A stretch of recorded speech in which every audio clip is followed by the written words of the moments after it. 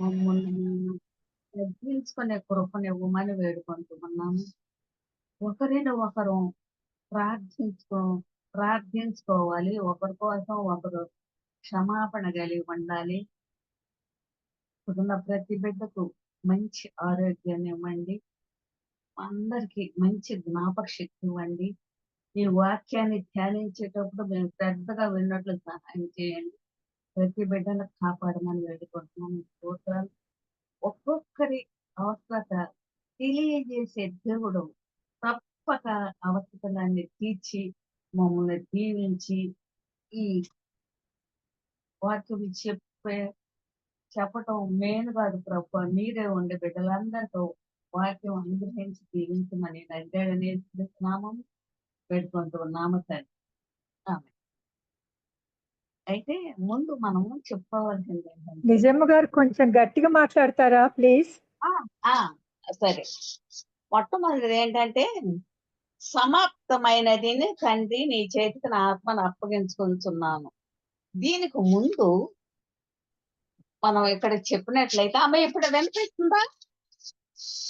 Hello, వినపడుతుందండి. Thank you very much అండి. అయితే ఇక్కడ మనం చూస్తే యెషయా 53 అధ్యాయము యోహాను 1:29, లూకా 23:33. యేసుక్రీస్తు లోక పాపములను మోసుకొని పో దేవుని గొర్రెపిల్ల. ఈ 6వ మాట 7వ మాటకు ముందు కొంత ఇంట్రడక్షన్ చెప్తాను. ఇక్కడ బాప్తిస్మిచ్చు యోహాను క్రీస్తు లోకమును మోసుకొని పోవు దేవుని గొర్రెపిల్ల అని చెప్తున్నాడు. లోకము పుట్టినది మొదలుకొని ఈ గొర్రె పిల్ల వధింపబడవలనని దేవుడు ప్రవక్తల ద్వారా మాట్లాడాడు. దేవుని నిర్ణయ ప్రకారము క్రీస్తు ఈ కార్యమును యెరూషలేములోని గొల్గోతా కొండ మీద సంపూర్తి చేశాడు. శతాబ్దములకు ముందు నుండి క్రీస్తు శ్రమ మరణములను గూర్చి పలుకబడిన ప్రవచనములు ఈ గొప్ప మరి ఈ గొప్ప అంటే శుక్రవారం నాడు మనకు నెరవేరింది. పిలాతు, హేరోదు, యూదేతరులు, ఇశ్రాయేలులు ఏకమై ఈ ఘోరమైన కార్యం చేశారు. ఇది దేవుని చిత్తము. ఈ కార్యమునకు దేవుడు లోకమును సిద్ధపరిచి నడిపించాడంట ప్రభువారి. అయితే ఇక్కడ మనం చూసినట్లయితే దేవుడు కల్వరి గిరిని క్రీస్తు ప్రాయచిత్త బలియాగమునకు ఏర్పాటు చేసుకున్నాడు. క్రీస్తుకు ముందు జీవించిన వారికిని వెనుక జీవించిన వారికిని ఈ కల్వరిగిరి కేంద్రంగా ఉంది. క్రీస్తుకు 700 సంవత్సరములకు మునిపే దేవుడు యెషయా ప్రవక్త ద్వారా క్రీస్తు గొప్ప శుక్రవారమున అనుభవింపవలసిన శ్రమ మరణములను గూర్చి చెప్పాడు. అనేక మంది ప్రవక్తలు ప్రవచించి ఉన్నారు. కానీ యెషయా ప్రవక్త ఈ శ్రమలను గూర్చి విశదముగా చెబుతున్నాడు. చివరకు నీతిమాలైన ప్రజలు ఈ దేవుని గొర్రె పిల్లను సిలువేశారు. ఈ ప్రవచనములో అనేక నిగూఢమైన సత్యాలు, మర్మాలు ఈ దినాన జీవాధిపతియగు క్రీస్తునందు నెరవేరి ఉన్నాయి. క్రీస్తుకు పెట్టబడిన పేర్లు, ఇవ్వబడిన బిరుదులు, క్రీస్తుకు గల ముంగుర్తుల యొక్క ఆత్మీయమైన అర్థము బహిర్గతం అవుతుంది. అయితే ఇక్కడ మనం చూసినట్లయితే క్రీస్తు కల్వరిగిరి మీద చిందించిన వెలలేని రక్తము ద్వారా ప్రతి విశ్వాసి పవిత్రపరచబడుతున్నాడు. ఈ గొల్గొతా కొండ మీద శిలువ మీద మరణించి తిరిగి లేచిన యేసునందు విశ్వాసముంచి నూతనత్వం పొంది నూతనముగా సృష్టిగా జీవించి నూతన అధ్యాయమును ప్రారంభించుటకు దేవుడు మనలను నడిపించవలసి ఉంది.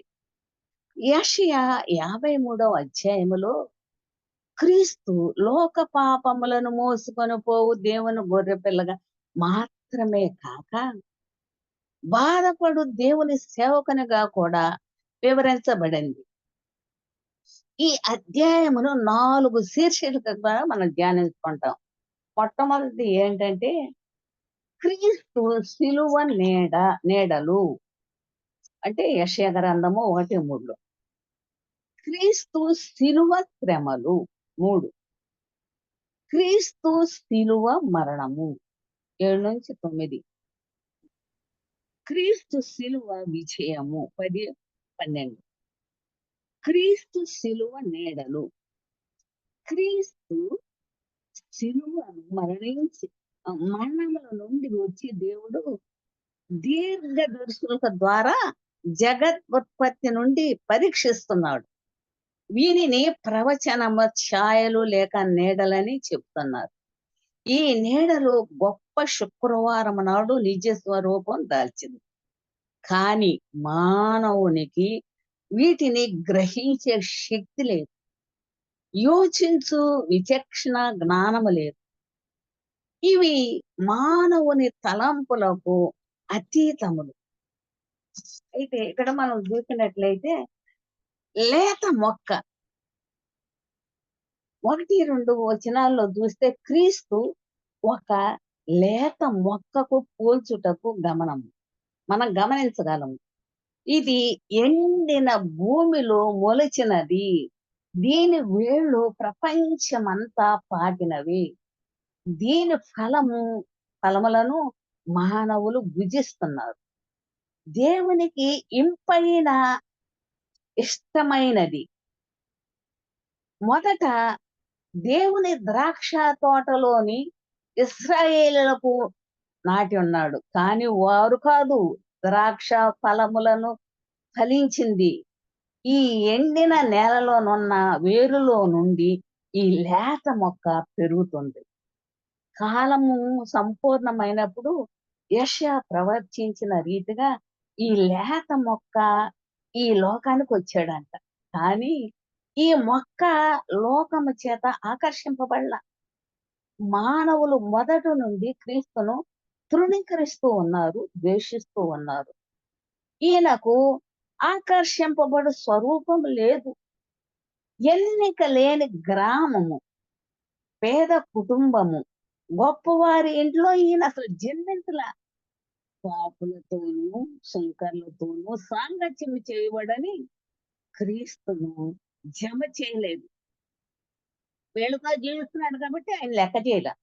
మరియు గొప్ప శుక్రవారం నాడు భటులు ఆయనను అరచేతులలో ముఖం మీద కొట్టుట, వీపు మీద గుద్దుట, ముఖం మీద ఉమ్మివేయుట, ఊదా రంగు బట్టలు ధరింపజేయుట, ముండ్ల కిరీటమును తలపై నుంచి రెల్లుతో కొట్టుట మొదలగు ఘాతుక కార్యములు ఆయనకు రూపం లేకుండా చేసింది. కానీ రూపాంతరపు కొండ మీద శిష్యులు చూచిన క్రీస్తు మహిమ ప్రభావములు ప్రపంచమంతటా ప్రకాశించుతున్నది. క్రీస్తు శిలువ శ్రమలు 4-6 వచనాలు. ఈ వచనంలో 2 సత్యాలు వెల్లడవుతున్నది.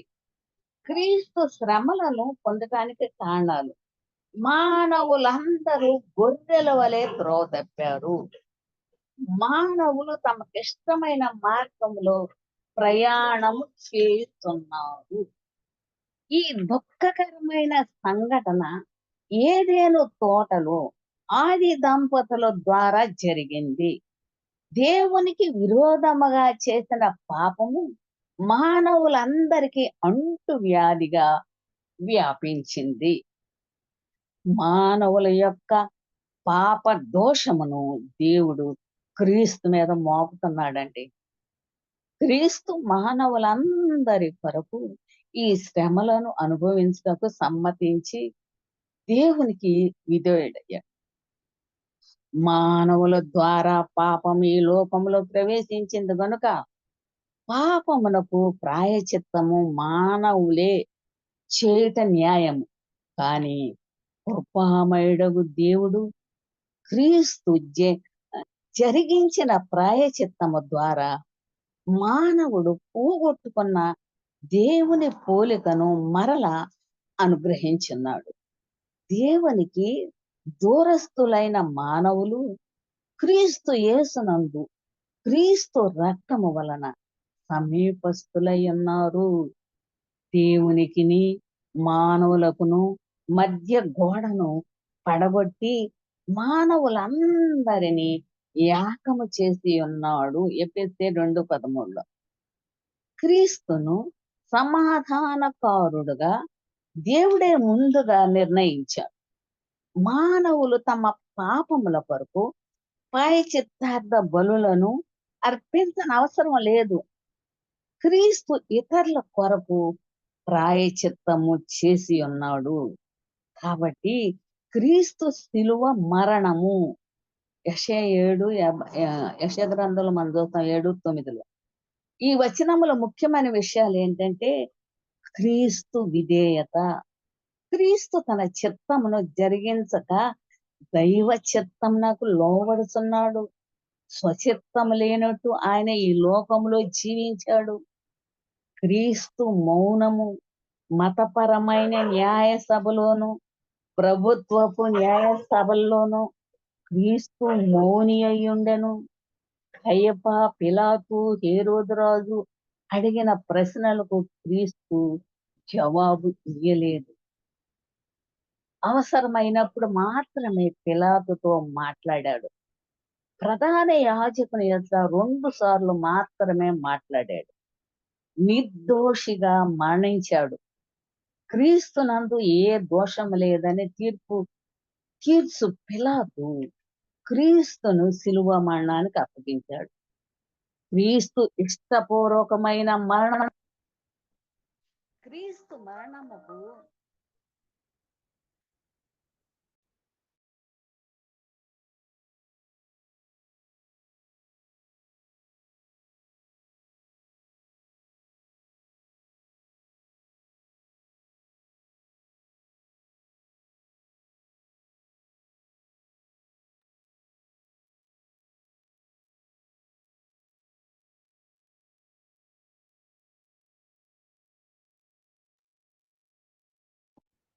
ఆ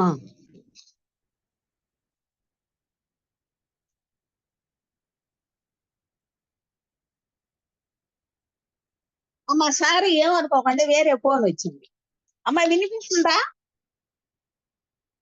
హలో. మరి వినిపిస్తుందండి. సరే సరే. మరి క్రీస్తు విధేయత. క్రీస్తు తన చిత్తమును జరిగించక దైవ చిత్తానికి లోబడుతున్నాడు. స్వచిత్తము లేనట్లు ఆయన లోకములో జీవించాడు. క్రీస్తు మౌనము మతపరమైన న్యాయ సభలోను ప్రభుత్వపు న్యాయ సభలోను క్రీస్తు మౌని అయి ఉండెను. కయప, పిలాతు, హేరోదురాజు అడిగిన ప్రశ్నలకు క్రీస్తు జవాబియ్యల. అవసరమైనప్పుడు మాత్రమే పిలాతుతో మాట్లాడాడు. ప్రధాన యాజకుని ఎదుట 2 సార్లు మాట్లాడాడు. నిర్దోషిగా మరణించాడు. క్రీస్తునందు ఏ దోషము లేదని తీర్చు పిలాతు క్రీస్తుని శిలువ మరణానికి అప్పగించాడు.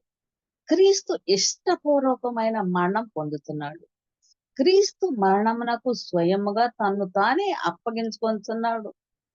ఎవడును నా ప్రాణమును తీసుకొనడు, నా అంతట నేనే పెట్టుచున్నాను. దాన్ని పెట్టుటకు నాకు అధికారము గలదు, దాన్ని తిరిగి తీసుకుంటకు నాకు అధికారం కలదని నా తండ్రి వలన ఈ ఆజ్ఞ పొందితునని క్రీస్తు చెప్తున్నాడండి. సువార్త 10:18. దుఃఖాకాంతుడైన యేసు ఇలాగ చనిపోయినని లేఖనములు చెబుతున్నవి. క్రీస్తు ఆయన మరణ పునరుద్ధానములను గూర్చి అనేక పర్యాయాలు చెప్పి ఉన్నాడు. అనేక సాదృశ్యముల ద్వారా వెల్లడించి ఉన్నాడు. క్రీస్తు భూస్థాపితమును గూర్చి యెషయా ప్రవచించాడు. క్రీస్తు శ్రమ మరణములను గూర్చి మాత్రమే కాక ఆయనను సమాధి చేయుట కూడా యెషయా సూచిస్తున్నాడు. సన్హెద్రిన్ సభ సభ్యులు ధనవంతుడైన అరిమత్తయి యోసేపుల యూదుల అధికారి అయిన నికోదేము ఆయనకు భూస్థాపితం ఆరాధన జరిగించారు. కాబట్టి వీరిద్దరూ క్రీస్తు ప్రభు మరణం నాకు సమ్మతించలేదు. యోసేపు కొరకు తొలిపించుకున్న క్రొత్త సమాధిలో క్రీస్తు శవమును గౌరవ మర్యాదలతో సమాధి చేశారు. క్రీస్తుకు ఒక భక్తిహీనులతో సమాధి నియమించబడను. ధనవంతుని యొద్ద అతడు ఉంచబడనని యెషయా ప్రవచిస్తున్నాడు. క్రీస్తు శిలువ విజయము మనకు కొన్ని ముఖ్యమైన ఇక్కడ గమనిస్తే దైవ సంకల్ప సమాప్తి. మానవుడు పోగొట్టుకున్న దేవుని పోలికను క్రీస్తు శిలువ మరణము ద్వారా మరలా సంపాదించుకున్నాడు. దేవుడు ఆదాము అవ్వల పాపము చేసి దేవుని పోలికను పోగొట్టుకున్న తర్వాత మానవునితో సంభాషించుటకు, సహవాసము చేయుటకును, వానిని ఆజ్ఞాపించుటకును, ఆశీర్వదించుటకును ఆశతో కనిపెట్టి ఉన్నాడు. క్రీస్తు ఈ సంకల్పన పూర్తి చేసినంత వరకు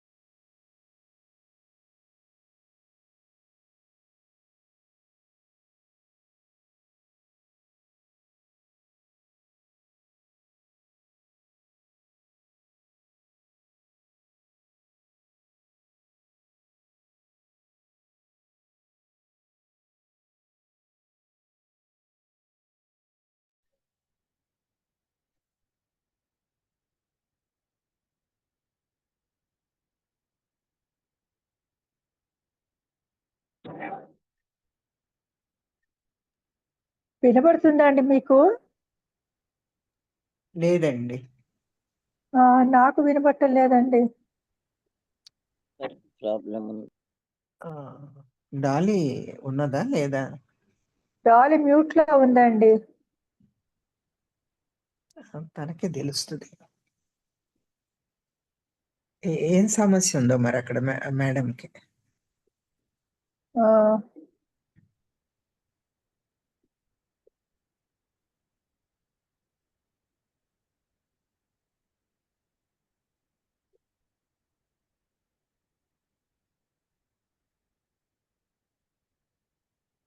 Dolly can you hear us, Dolly?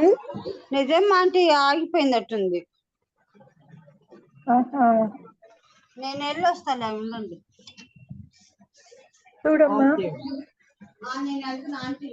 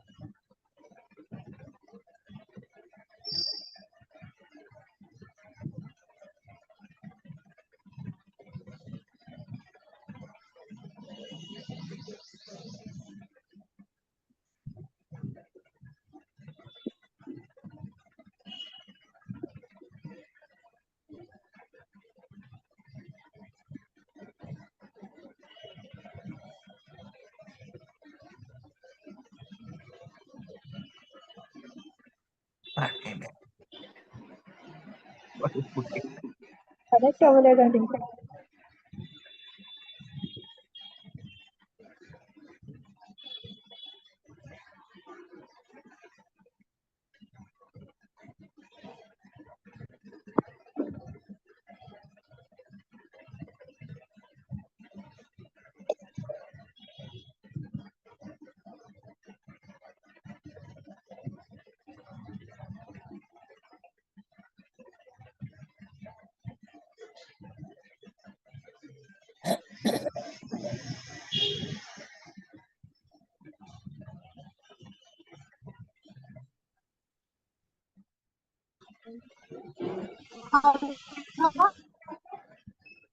Aunty బాగా ఆంటీ ఇప్పుడు వినబడుతుంది. నిజమ్మ గారు మాట్లాడండి. అమ్మ వినపడుతుంది ఆంటీ. నేను పద్మాని. పద్మ హలో? వినబడుతుంది. ఇస్తానండి. హలో చెప్పండి. మాట్లాడండి. సరే సరే. మానవ రక్షణ సమాప్తి క్రీస్తునందు ఉన్న వారికి లేదు. రోమీయులకు రాసిన పత్రిక 8:1. ఎవడైనా క్రీస్తునందు ఉన్నాడు వాడు నూతన సృష్టి. కొరింథీ 5:10. మరియు క్రీస్తు చెప్పిన మాటను నమ్మిన వాని యందు విశ్వాసం ఉంచువాడు నిత్య జీవము గలవాడు. వాడు తీర్పులోకి రాక మరణములో నుండి జీవంలోకి దాటి ఉన్నాడని చెప్తున్నాడు. సాతాని కార్యము సమాప్తి. మరణం యొక్క బలము గలవానిని పద్మ గారు మీకు వినబడుతుందా? వినపడుతుందండి. అంటే క్లారిటీ లేదు కానీ మరణం ద్వారా నశింపజేయటకు జీవితకాలం అంతా మరణ భయము చేత దాస్యమునకు లోబడిన వారిని విడిపించడానికి ఆయన కూడా రక్త మాంసములలో పారివాడు ఆయన. హెబ్రీ 2:12. క్రీస్తు ప్రభు సాతాను తలను చితుక చేసి 3వ దినమున సమాధి నుండి లేచుట ద్వారా సాతానును ఓడించాడు. సాతాను దేవుని సహాయమును కోరి ఆయనను ఎదిరించి పరలోకము నుండి క్రిందికి త్రోయబడ్డాడు. దేవునికి విధేయుడై ఆయన సంకల్పమును నెరవేర్చట వల్ల దేవుడు ఆయనను హెచ్చించి ప్రతి నామమునకు పరిణామము అని ఆయన గ్రహించాడు. నీకు వినబడుతుందా?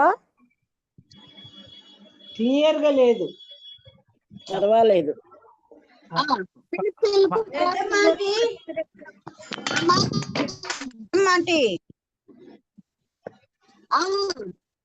ఇక్కడికి రాండి. ఇక్కడి నుంచి చెప్తాను. అక్కడ రావటం సరే నేను అక్కడికి రానా? ఈ ఫోన్ లో చెప్తాను రండి. అమ్మా ఇప్పుడు వినిపిస్తుందా? హలో అండి, వినపడుతుందండి. సరే, అందరికి వినపడుతుందో లేదో మరి నాకు తెలియదు. నాకు వినపడుతుంది. భారతి గారు, నాకు వినపడటం లేదండి. మీ గొంతు వినపడుతుంది. నిజమ్మ గారి గొంతు వినపడలేదు. వినపడుతుందండి. వినపడుతుంది పద్మమ్మ. మా గొంతు వినపడుతుందా? నీ గొంతు వినపడుతుంది పద్మ. వినపడుతుంది. ఇక్కడికి రాండి. నిజమ్మ ఆంటీ అమ్మ